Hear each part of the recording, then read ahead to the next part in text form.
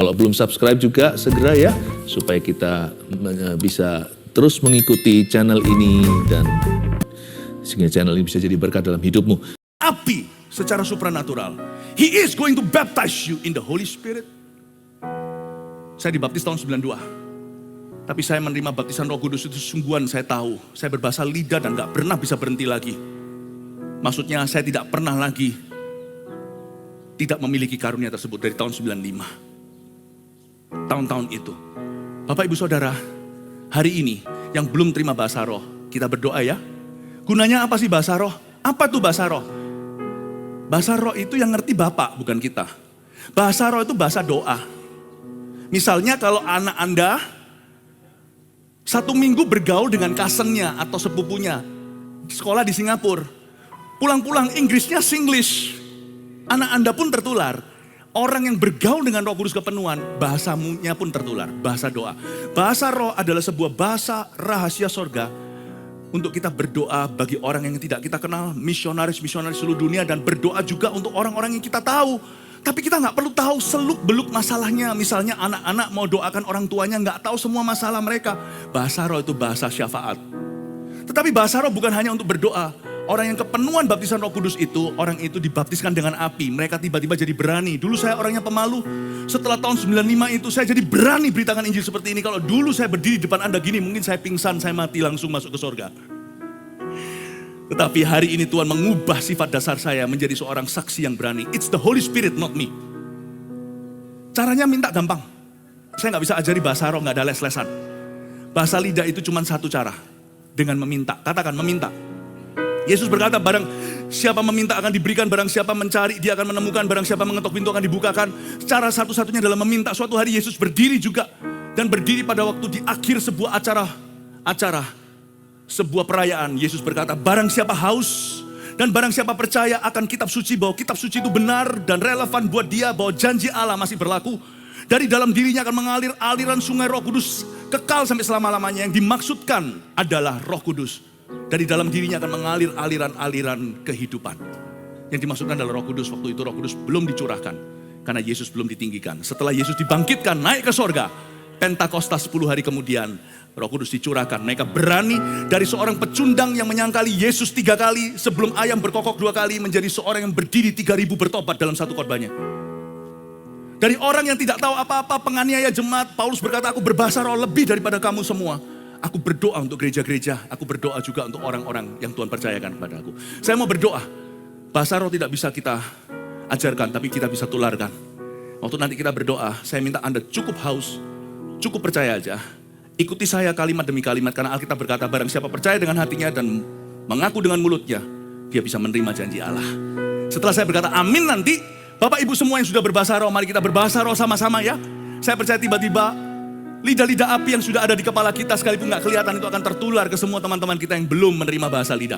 Karena kita hari ini Tuhan mau membangkitkan pendoa syafaat, Tuhan mau membangkitkan saksi-saksi di Yerusalem, Yudea sampai Samaria sampai ke ujung bumi. Dan kamu akan jadi saksiku. Kalau kamu menerima Roh Kudus, kau akan menerima kuasa. Siapa di sini yang belum menerima bahasa roh bisa angkat tangan? Oh puji Tuhan, kita berdoa ya. Haleluya, kita berdoa sama-sama. Yang tetap diangkat tangannya yang belum menerima. Setelah saya berkata amin, saya ikat semua bahasa Indonesia, Inggris, dan semua bahasa manusia yang dikenal. Ketika saya berkata amin, hanya saya yang bisa berbahasa Indonesia untuk bisa menjadi MC-nya.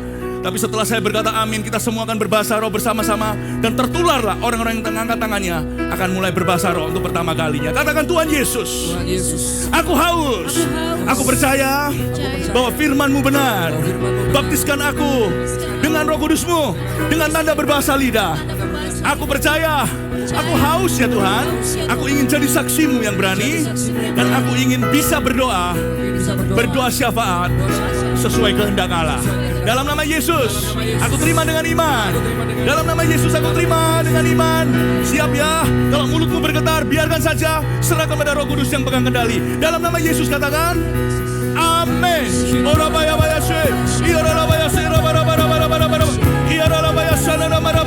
Terima dalam nama Yesus Kristus.